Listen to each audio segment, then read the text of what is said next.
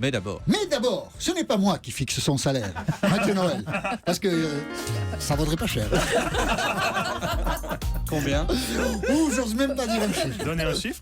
Après la chronique. Bonjour Mathieu. Bonjour à tous. Mathieu, en termes d'information, les auditeurs qui ont choisi d'écouter Europe Midi cette semaine n'ont pas été lésés. Ils ont Effectivement. appris que manger trop, ça pouvait faire grossir, qu'aller chez le dentiste, ça pouvait faire bobo, Ouais, c'est vrai. et que le film préféré de ma mère était Out of Africa. Et oui Maxime, encore une belle semaine pour l'information dans Europe Midi. Étonnamment peu de reprises AFP. Pourtant, en ce moment, c'est vrai, c'est scoop sur scoop. Ah oui. Et au-delà du hard news, qui frappe aussi, c'est le caractère engagé d'Europe Midi avec des éditos de Jean-Michel de plus en plus féroces. Jean-Michel, qui en cette période marquée par l'obsession terroriste, est un des rares journalistes à avoir le courage de dénoncer les vrais problèmes. Des hommes qui font pipi contre un mur dans toutes nos belles villes de France. Marre, mais marre. Et il faut que ça cesse. On pensait que son fameux J'accuse, prenant la défense du chien Pipite contre son maître Matthew, constituerait l'apogée de sa carrière de tribun. Et non. Mais Et non, non. vendredi, Et mêlant la fougue stylistique d'André Malraux et l'ingéniosité technique de Jérôme Bonaldi, Jean-Michel nous présentait la solution aux types qui font pipi contre les murs, la peinture hydrophobe. Une peinture Qui a la particularité de renvoyer le liquide à l'envoyeur. Un bon coup de peinture sur les murs et faites gaffe. Si vous faites pipi dessus, ça pourrait bien vous retomber sur les chaussures. et bam. Voilà pour le prix Albert Londres, c'est foutu, mais pour le concours Lépine, Jean-Michel a ses chances. Ah, c'est Hambourg qui teste ça, moi. Et c'est et J'ai surtout rien une inventé. chose, c'est que Jean-Michel, depuis 2 jours, depuis qu'il a prononcé ces mots, se demande pourquoi personne ne lui en parle. C'est étonnant, mais moi j'étais là, moi je vous ai écouté. Ce midi, dans le programme des découvertes, je lis Art de vivre enfant. Benjamin Josse nous parlera du cahier de dessin animé sur les fables de La Fontaine, un livre de coloriage pour enfants. Jeudi, méfions-nous. Personne n'a oublié comment la semaine dernière, sous couvert de nous proposer une course en sac, Benjamin nous a pernicieusement entraînés dans les allées malfamées du bois de Boulogne, où même si certains d'entre nous ont finalement trouvé leur compte, Satisfaction.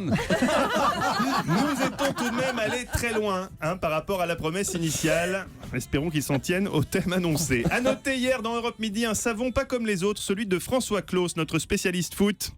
Normalement, quand on savonne, par exemple quand on a un peu trop forcé sur le Jurançon et qu'ironie du sort, on n'arrive même plus à lancer correctement un sujet sur les dangers de l'alcool, ça donne ça. Tous les problèmes liés à la consommation d'alcool. Je vais y arriver. Pourtant, je n'ai rien bu, que de l'eau. Hein. Bon, des mots qui s'entrechoquent, des syllabes qui s'éparpillent. Point barre. Découvert maintenant le savon sportif, également appelé savon toutou youtou, puisqu'il consiste, lorsque vous êtes perdu dans une phrase, de basculer sur une séance d'aérobic. Et certains jouent très gros ce soir. Et oui, ça devait être le match des ultimes réglages très fins et en fait c'est une stratégie. Pardon. Et oui, bien joué François, C'est sportif. pas un montage. Hein. Jusque dans le bafouillage, aucun montage. Jean-Michel, votre secret pour les savons? Le binge drinking. Évidemment, ça aide, ça aide. À signaler également cette semaine le léger malaise cardiaque d'André Téchiné hier en écoutant Europe Midi. Nous sommes aujourd'hui mercredi, jour des sorties ciné. Après le carton de Batman contre Superman, Europe 1 vous présente un nouveau héros. Spoilman. De même que chaque maison de disques redoute que Mathieu Charrier est un coup de cœur pour un de ses albums, chaque producteur de cinéma tremble à l'idée que Bruno Kras parle d'un de ses films. Vous aimez le cinéma, mais vous trouvez que les bandes annonces ne révèlent pas assez de choses sur le film que vous vous apprêtez à aller voir en salle. Vous voulez connaître la fin avant tout le monde. Vite, Spoilman, à la rescousse. Et ces deux-là vont commencer à se rencontrer en se battant, en s'agressant tous les deux, en roulant par terre.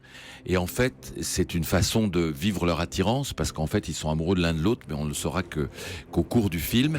Et c'est Vous dévoilez toute cette histoire. l'intrigue, Oui, mais on comprend vite. Hein. Ah, d'accord. On comprend vite.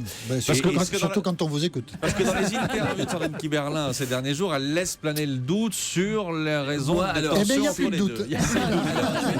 Il n'y a plus de doute. Ah non. Merci, Spoilman. Un mot de la prestation de Sandrine Kiberlin? Et là, elle joue une maman très attentionnée, très délicate, très normale entre guillemets, jusqu'à un moment où, je vous dis rien, mais Ah non, je dis rien, surtout comme d'habitude, Bruno, dont on rappelle que grâce à lui, les auditeurs d'Europe 1 avaient été les premiers à savoir que dans Sixième Sens, Bruce Willis était mort depuis le début. C'était donc l'info d'hier. Et oui, aller chez le dentiste, parfois, ça fait bobo.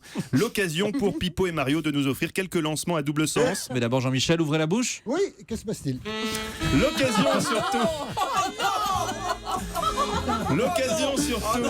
Mais si, bah, c'est bon, c'est pas moi qui ai écrit tes lancements. non, je m'en vais. Non. L'occasion de découvrir, hélas, que l'enfance de Maxime Switek avait été encore plus traumatisante qu'on ne l'imaginait. Dans la Pologne de Jaruzelski, les dentistes ne couraient pas les rues. Ils étaient itinérants. Une fois tous les 6 ans, Vladimir Bourinovski, le dentiste des Switek, passait à Pinchtruck, le village natal de Max, pour lui arracher quelques dents au hasard, en espérant que dans l'eau, certaines seraient carriées.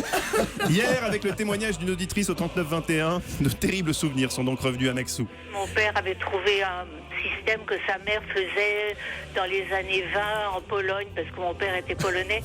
Donc il m'attachait la dent de lait à un fil. Il accrochait l'autre extrémité du fil à la poignée de la porte et il fermait ou il ouvrait la porte très fort. Cruel souvenir pour le petit Maxou. Ah, en Pologne, on savait y faire. Heureusement, Europe Midi, ce n'est pas que des thèmes anxiogènes, c'est aussi des informations rassurantes, comme celle qui est tombée vendredi dernier en plein débat au 39-21 sur la consommation d'alcool des Français au boulot. Certains, dont notamment Jean-Michel, s'inquiétaient à tort de la sécurité du parc nucléaire français. Eh bien, grâce au témoignage d'un auditeur ingénieur dans le nucléaire, on a pu constater qu'il n'y avait vraiment pas de quoi s'inquiéter et que le nucléaire était sous contrôle. Vous aussi, vous avez une pratique de l'alcool qui a été un peu malheureuse? Oh, malheureuse, je ne dirais pas ça. C'est-à-dire que j'ai une pratique de la convivialité au travail. La consommation d'alcool permet aussi, avec les collègues, de détendre l'atmosphère. La bouteille est toujours là dans un tiroir. Quand il y a un coup de pression, bon, est-ce que tu veux boire un verre? Après une réunion un peu tendue. À côté de ça, il y a un danger. Vous avez conscience, Julien, ou vous avez d'un certain danger ou pas? Ou il me semble que vous maîtrisez la situation? Moi, j'ai le sentiment de maîtriser la situation. Nous, dans le nucléaire, à un moment donné, on connaît notre métier, on connaît très bien le sujet. Donc, non, il n'y a pas de danger pour ça. Pas de danger. Autant il y a des métiers dans lesquels boire au boulot peut présenter des risques, autant le Dans nucléaire. une centrale nucléaire. Franco, voilà les amis, sur ces nouvelles rassurantes, je vous dis à vendredi. Jean-Michel, son anniversaire approche, une idée cadeau pour Eva Rock. 2 chauffeurs de poids lourds portugais. Très belle idée, excellente idée, elle n'a pas encore celui-là, très bien. Mathieu Noël, en grande forme ce midi. Sous vos applaudissements, merci Mathieu. Dans un instant, la suite des découvertes d'Europe Midi avec toute la bande, à tout de suite.